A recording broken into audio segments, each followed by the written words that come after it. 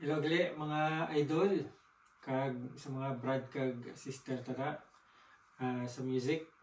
So, ang ato naman topic yan nga gabi is about FR speakers. Amo ang flat response full range or full range flat response nga speaker. So, kay pobre kita wala tasin kwarta. Ini ato ni example ang Samsung Expedition Express. May video kasi ni pag-unboxing na pila naman din akong kabisis na nagamit sa gitara. So today, i-partner natin sa Zoom G1-4. Usually, Zoom G1XO na akong nagamit. Tapos na-try ko man siya sa Harley Benton ba ito? Pedal. Ang ilang American True Sound. Something like that. Fender niya nga daw tawag sinaman daw amp sim na pedal. Basta ibutan ko lang ang link about sina. Pero yan da ang ato niya nga topic amo ang Zoom G1-4 partner sining Samsung Expedition Express. Wala ko ni masyadong ma-research kay gimbakal niya ko ay barato lang man pero guba ang battery niya, ang rechargeable battery. So ako paging kayo tapos, ano pa yun? Bluetooth ni siya. Bluetooth ready. So, kung mag-backing track, pwede gid. Tapos, ang iya gid sini nga main function, pang PA, kag monitor speaker. Kung singer ka, kay ma-mount mo ni. Tapos, wedge type. Putanin mo siya sa kwan. Pero, ang problema, ang kable. Diri kung ibutangan mo kable kakaigo pero ang goal nga kuan nga kable makalusot ka ayos siya. So kung lantawon ta ni siya mga alternatibo nga speaker sa mga sikat nga mga brands yan da nga gagwa amo ang Spark Edge bag-o gid pre-order pa lang pero ini muna yung mga cheap version naton. Kung gusto nyo man ang Bose S1, muna siya ang pinaka-cheap version man. Kaya mahal masyado ang Bose S1 kag superb gid marami gid man ang Bose S1. Ni wala ni effects, wala ni reverb. Tapos limited ka sa iyang wattage. Daw 40 watts ni siya RMS, peak niya 75. Ang Bose S1 is 150 pero daw RMS pa lang niya by isang Bose S1. Ang Spark Edge is I think 60 by 60 watts. Pero mga daw 5 point something lang ni kg. Bose S1 is hindi ko sure. Mga 9 guro. Hindi ko sure. Ang Spark Edge wala man akong malantaw kung ano siya kamagan. So anyway, bago ta maglayo sa atong topic kag maghaba pa ang istorya, ang aton obrahon ang explanation sini ini nga pedal, modular pedal. So balan ko na dati pa sa Zoom G1XO pa akong gamit. Hindi ko impress sini paging gamit sa amp. May nag-comment sa ako nga sala akong gamit, hindi paggamita sa amp, gamitan mo sa flat response, which sambal ko nga ni balaan ko na in theory balaan ko gid nga ini siya bagay sa FR speaker. Pero wala gani ko sang actual nga FR speaker. Once pa lang ko kagamit ang Harley Benton nga FR amp. Kimpahulam lang sa akong during gig ni John, ako niya friend. Pero minsan na gid na volunteer ko kay nang lan ko pwede ko gidul mo. Kuwapo gito tunog. Anyway, wala ko galing na magamit ang Zoom G1-4, Zoom G1XO. Kaya mo ginapermi akong gamit nga pedal. Anyway, so ini atong testingan diri kag kung ano aton mahambal, okay? Sige. Symbol na to niya.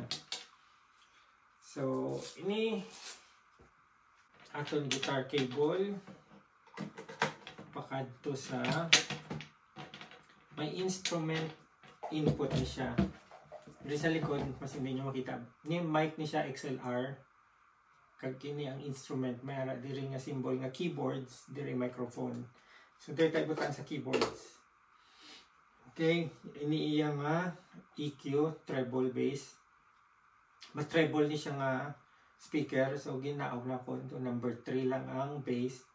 Ging flat na to niya nga treble. So kung baga, pwede pa natin ni itodo ang treble kung kailangan. Kaya gitara aton gamit. So, ang missing sini ang mid, which is very important kung gitara ka ang mids.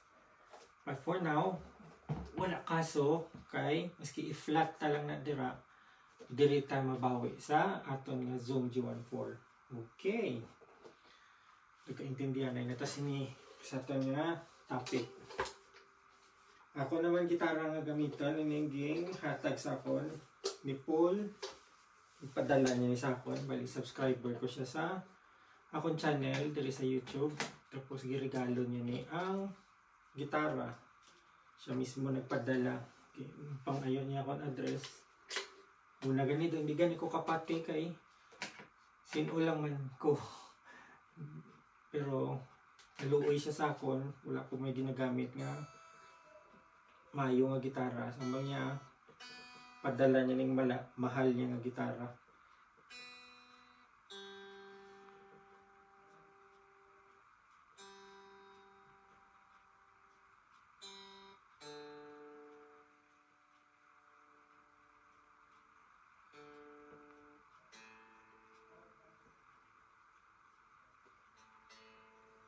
Man masyado ginagamit, nakatago lang pero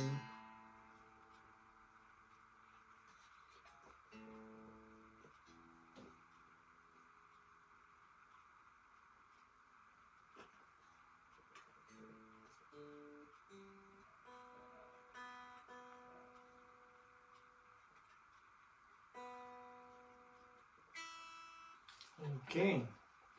So ano na ta? Una na to niya.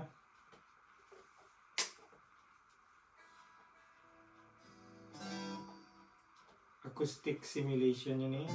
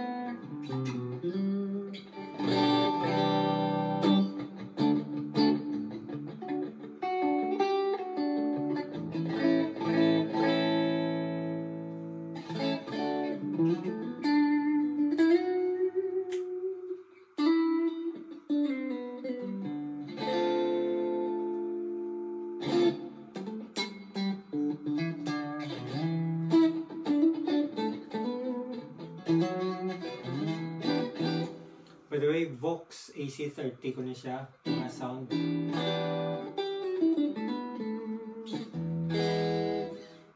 Ano naman ang pinaka-paborito ko?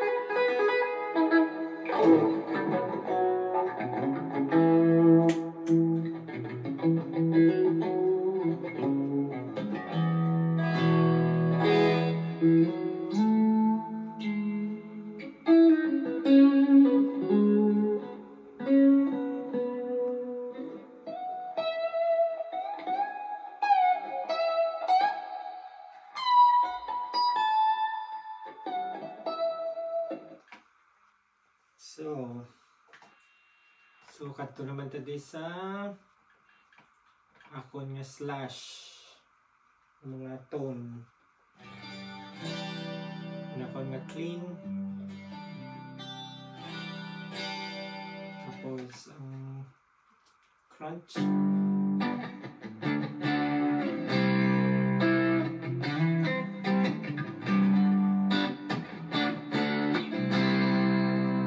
Kagakon slash lead.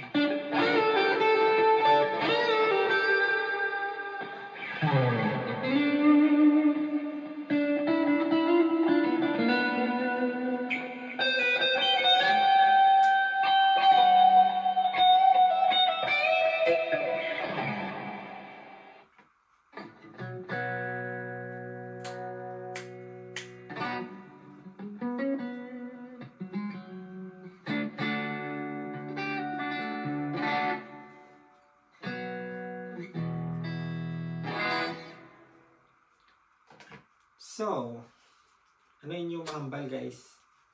Sining aton nga tunog. Hindi ita magkuhan, hindi ita magdugay sa tukar kay gabi na si kag mga kigatong mga silingan. Okay, doks.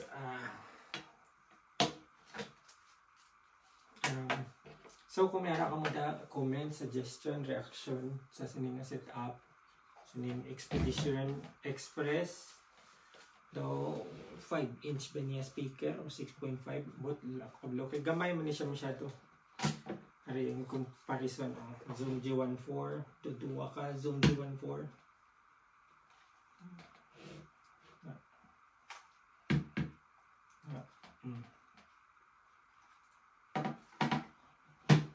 5 kg ba ni?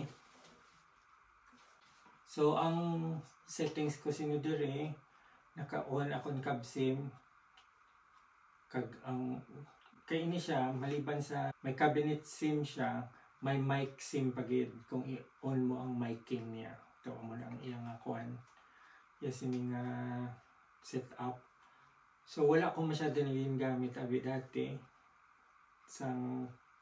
Yanda lang gid nga daw interesado ko sa nga baklan sang FR gid nga magiging akon. Lagi ako nang bal kung mayara ka gid nga imo gid ang gear, imo gid ma-explore kisa sa nang hulam-hulam lang o nagkadto lang ka sa shop, sa guitar store kag testingan nga makadali. So nagamit na gid siya kag ini sa tong isa lang ka adlaw bago obra ko video kay daw. So nag-enjoy ko dayon gimbutang ko ding backing track, lead ko, pero hindi nga gitara kong gamit. So yun nga video ko, testingan ko bini kay daw malahalo ni nga gitara ito. Kasi mas nami pag tunog, which is correct gid. Nagwa gid ang tunog sini nga partner sa Zoom G14 kag diri nga speaker. So in the future, especially kung may mga nagasuporta dira, especially kamo, damo aton nga subscribers, damo aton supporters, viewers, etc., sponsors, makabakal kita siguro sina in the near future sinang ginatawag gid nga tunay gid nga FR speaker, which is head rush. Muna gid akong gusto head rush nga 108, FR 108. Mera man ang Fender, mera ang Laney, may mga FR speakers na sila. I think even ang Marshall do mera FR speaker. Pero ang isang nga nagamit ko ganit dati is ang Harley Benton FR speaker. Tapos may mga nagsuggest man nga ang Alto nga speaker TS, may na siya TS 408 kag inang head rush, kay isa lang sila ka company, halos parehas lang. May gamay ko nga difference, but in reality daw halos parehas shape, parehas feature, pero siguro ang isa is more gina-market gid sa gitara, ang isa as PA, active PA speaker. So ina ang head rush or ang alto, inakita ko, hindi ko papag-iambal kung ano nga speaker, pero doon muna ako kay mas barato, mas mamagaan, featherweight ba itong pangalan, something isang speaker nga to. May isa pagid ko nga daw gusto man tani nga i-try ang Behringer nga di ko katanda sang iya nga Nandun may mga number eh. Basi B108, B105, na monitor speaker siya sa Singer nga pwede sa microphone stand ibutang 150 watts kuno ini 75. So kung imo lang basihan ang wattage nga ilang ginahambal, mas matunog to. Pero kay hindi mo gid ko sure, di mo gusto mo ginasto lang, tiyagaon ko na lang yan ay kag maghulat lang gid kay makamaliguro. Tapos ang headrush mutong grabe kay gina-rate niya nga 2,000 ang peak, 2,000 watts. Ang iya nga daw RMS is 1,000 watts. So way louder than most speakers nga gagmay ba kay 8-inch speaker siya pero 2,000 iya peak. So katamuan yung mga PA speaker ano sa 1,000, ang Bose gani is 150 lang gani. So ang mera pwede isa nga manami ang Yamaha pero wala nila gina-market dito nga hambal para gid sa gitara as FR speaker. So mula na guro for now guys, masyado na malawig ito na istoryanay. Basta ang aton diri nga kung maka-comment ka mo down below, maka-hatag ka mo sa inyong mga sugilanon, istoryahan natin ang FR speaker. Salamat gid sa paglantaw sa akong video. Paki-like and subscribe kung bago ka mo sa akong channel and hit that notification bell. Kita-kits liwat sa aton istoryanay. Bye!